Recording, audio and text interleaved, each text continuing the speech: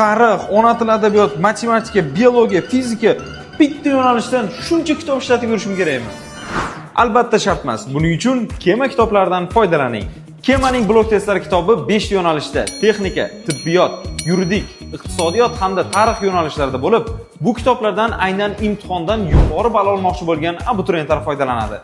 Kitoblarning qulay tarafi, har bir yo'nalish bo'yicha bir vaqtning o'zida barcha fanlardan testlar berilgan. Masalan, texnika kitobini olaylik. Bitta variantda majburiy fanlar, ona tili, matematika va tarix fanidan 10 tadan jami 30 ta test hamda asosiy fanlar, fizika va matematikadan 30 tadan jami 60 ta testlar berilgan.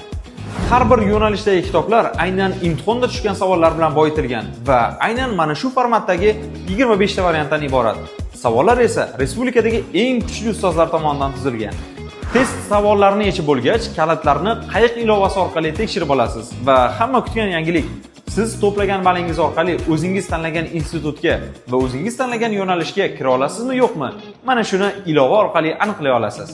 Hurmatli abituriyent, bozordan bu kitoblarning o'rnini topadigan kitob aniq topa olmaysiz. O'zingizni qiynamang, Kema kitoblaridan foydalaning.